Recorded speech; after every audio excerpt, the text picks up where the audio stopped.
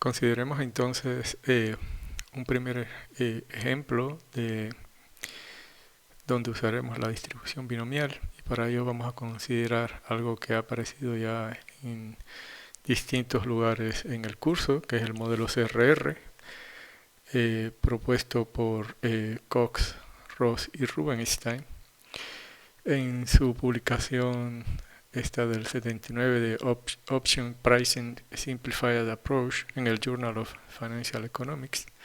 La motivación de ellos en ese momento era algo totalmente financiero, algo que ahorita no,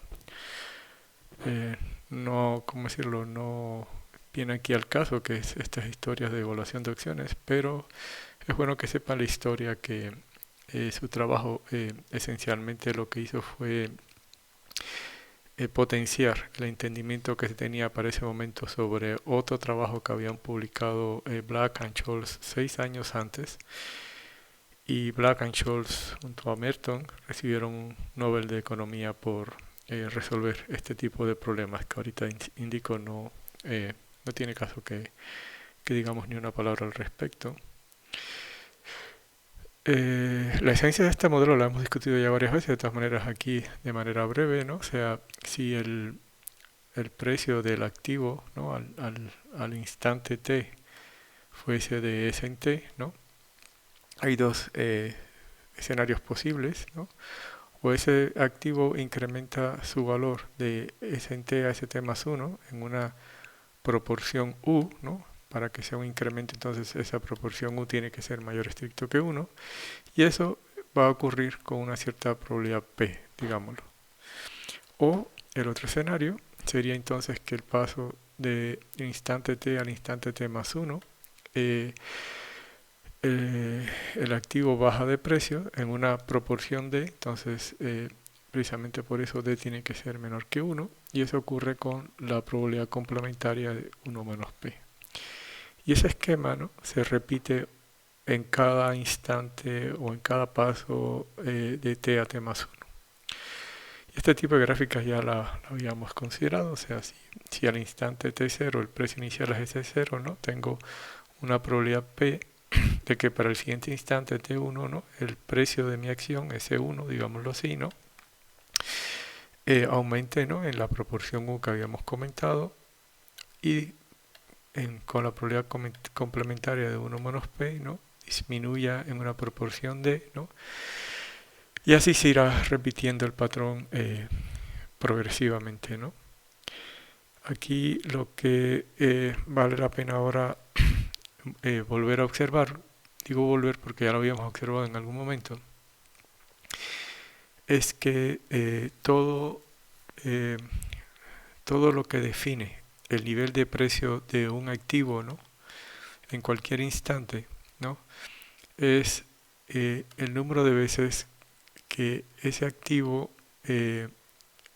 digamos, aumentó de precio en los instantes anteriores, antes de llegar al instante donde estoy ahorita, por ejemplo, en el instante 3. Si el activo aumentó de precio en dos instantes anteriores 2 veces, ¿no?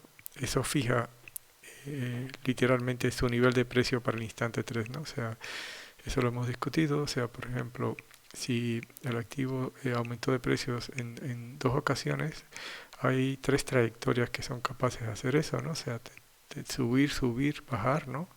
Subir, bajar, subir, bajar, subir, subir, ¿no? Esas son las 3 trayectorias en las cuales siempre hay dos movimientos a la alza y uno a la baja, ¿no? Es, es claro, lo hemos discutido, ¿no? Que el número total de, digamos, el número total de pasos para llegar al instante 3 sería 3, y eso sería igual a la suma del número de veces que uno sube más el número de veces que uno baja. O dicho de otro modo, si uno sabe el número de veces que sube, eso sería el número de pasos que necesita uno para llegar a t, ¿no? O sea, el número de pasos sería t. Entonces, si uno sabe cuánto subió, el número de veces que uno bajó sería t menos el número de veces que uno subió, ¿no? Y esa es la observación clave en este caso, porque todo lo que necesitamos saber, ¿no? Para conocer el nivel de precios de un activo al instante t, t igual a n también, le podemos decir, ¿no? es el número de veces que el precio subió o equivalentemente el número de precios que bajó, ¿no? Eso ya lo sabemos. Ahora, esa idea ahora la podemos traducir de la siguiente manera. O sea, es obvio que esa cantidad, o sea, el número de veces que mi activo va a subir de precio cuando estoy en el instante cero, es una cantidad que es totalmente aleatoria, ¿no? O sea, ojalá pudiéramos conocerla, ¿no? Para tomar decisiones de una manera no tan sujetas a incertidumbre, ¿no? Y se corresponde con la frecuencia entonces absoluta de un evento, cual que el precio del activo crece, ¿no? Entonces, la frecuencia absoluta de ese evento describe finalmente eh, las veces que mi activo crece y eso me permite obviamente ahora calcular el nivel de precio. Pero ahora sabemos, ahora sí, mucho más, ¿no? Porque sabemos que digamos, esa frecuencia absoluta, ¿no? Que hemos llamado hasta ahorita h grande sub n de a, ¿no? Eh, si la denotamos por x, ¿no? Para no escribir quizás todo esto, esa frecuencia absoluta conocemos su distribución, ¿no? Es lo que acabamos de discutir hace unos momentos, ¿no? Y esa frecuencia absoluta x distribuye de manera binomial. Y eso nos permite entonces formular cómo sería el proceso de precios a un instante, digamos, n, o t igual a n, si lo quieren ver así, que no sería otra cosa que el precio inicial, ¿no? Con que, digamos, observamos o arranca nuestro activo al instante cero, por, por la proporción u elevado a la potencia del número de veces que el activo crece, ¿no? Sube de precios, multiplicado por la proporción de por la cantidad n menos x, que sería entonces la cantidad de veces que el activo baja de precios en todos los periodos consecutivos hasta llegar hasta n, ¿no? Esto lo puedo agrupar, ¿no? En las cantidades que están elevadas a la x. ¿Qué me quedaría? Me quedaría S0, ¿no? Por d a la n, por este cociente de u entre d elevado a la x, si lo quieren ver así de una manera más compacta, ¿no? Estos son los precios, ¿no? Después de n periodos, o para t igual a n, y muy probablemente, por no decir que con total seguridad, ustedes calcularon estos precios posibles después de n paso en el capítulo 4 de técnicas de conteo y combinatorio, usando las herramientas que tenían a su disposición hasta ese momento, ¿no? Eso es algo que siempre vale mucho la pena desde un inicio, ¿no?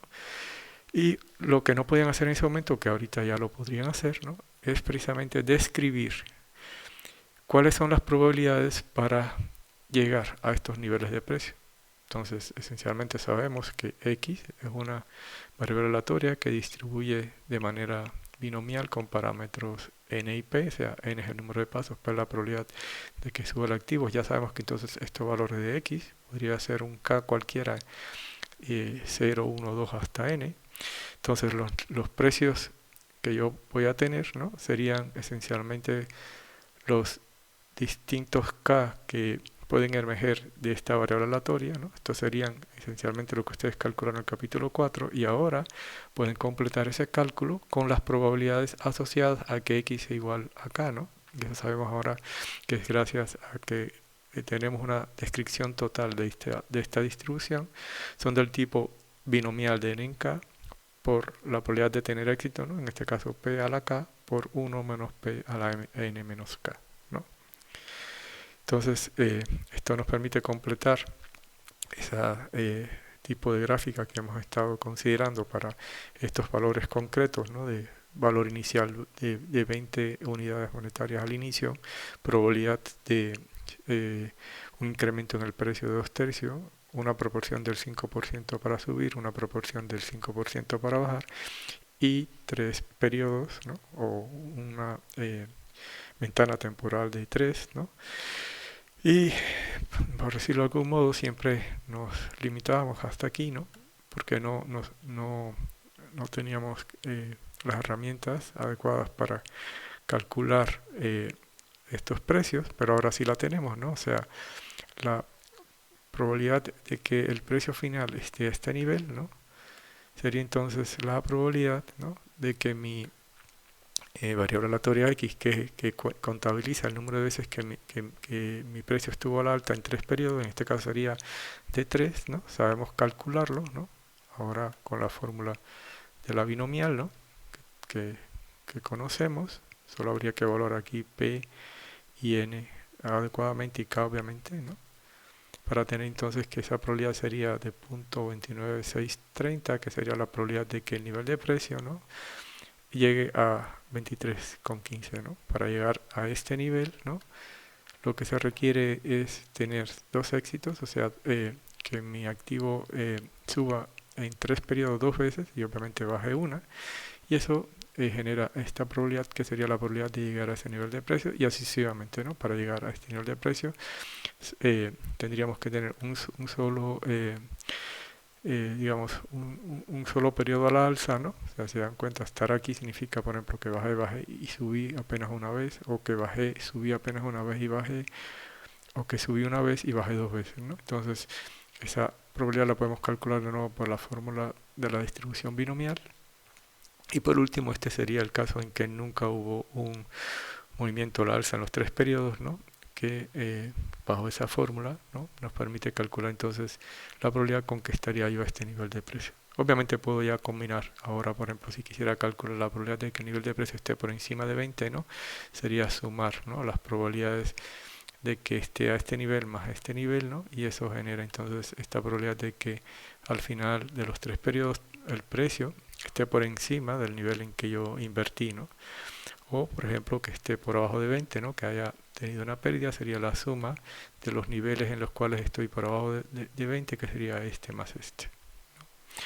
Bueno, entonces esto completa algo que teníamos ahí dependiente, ¿no? Y gracias a la distribución binomial, ¿no? Acabamos de resolverlo de una manera elegante. Quizás para concluir, porque conozco las mentes curiosas que están siempre ahí, ¿no?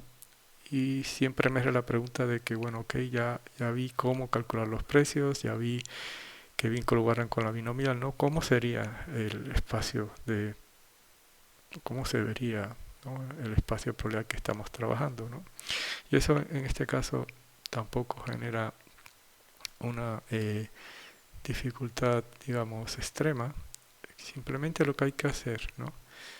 Es observar que podríamos codificar, ¿no? Los omegas eh, de este fenómeno de la siguiente manera. Si en la primera posición va a determinar si en el primer periodo el movimiento del activo fue a la alza o a la baja. Si es a la alza, vamos a escribir un 1, y si fuese a la baja, vamos a escribir un 0, ¿no? Y tal manera, por ejemplo, esta trayectoria sería subir, subir, subir, ¿no? Y me llevaría aquí, ¿no? Y esta sería subir, subir, bajar, ¿no? Y me llevaría aquí y así sucesivamente, ¿no? Eh, bueno, de hecho esto muy probablemente lo hayamos discutido, bueno, con total seguridad lo discutimos también en el capítulo de probabilidad condicional, ¿no? Donde introdujimos la idea de independencia y nos permite precisamente calcular la probabilidad de cada uno de estos omegas que acabo de postular aquí, ¿no? No es para nada un secreto, por ejemplo, que si observan estas tres probabilidades son idénticas porque siempre es la probabilidad de subir a la 2, ¿no? Por la probabilidad de bajar, ¿no? Y eso sería el número de trayectorias que contienen dos subidas y una bajada, ¿no? O sea, eso es precisamente el binomial de 3 en 2, ¿no? Lo que acompaña precisamente la distribución binomial, ¿no? O sea, por eso aquí aparecen tres precios con una potencia de 2 y aquí una potencia de 1, ¿no? Obviamente, de manera simétrica, esto sería una bajada, disculpen, una subida y dos bajadas y así sucesivamente. Bueno, lo que les quiero hacer consciente es que probablemente más de uno se esté preguntando, ¿no? Si yo tengo aquí tres variables aleatorias, ¿no? El precio al instante 1, el precio al instante 2 y el precio al instante 3, ¿no?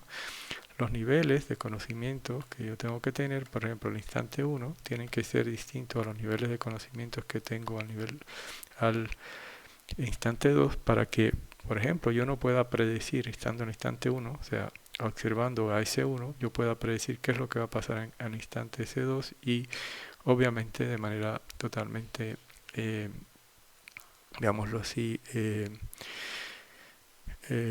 análoga, ¿no? No puedo observando lo que haya transcurrido en los dos primeros periodos, lo que va a pasar en el periodo 3, ¿no? Entonces, eso simplemente da pie a que pensemos que las sigma álgebras que van a estar aquí trabajando, ¿no? En estos tres contextos, ¿no? Tienen que ser sigma álgebras distintas que tienen que ser compuestas con estos omegas, ¿no? Comprenderían mi espacio o a mi universo, ¿no? Y eso es lo que les quería precisamente a aquellas mentes curiosas indicar, ¿no? Que se darán cuenta que aquí todavía hay un pedazo que ustedes ya pueden resolver, simplemente yo no quise meterme, eh, pero que ustedes están en la disposición de poder hacer, ¿no? ¿Cómo describirían? De hecho, aquí todavía podríamos incluir a las álgebras cero, ¿no?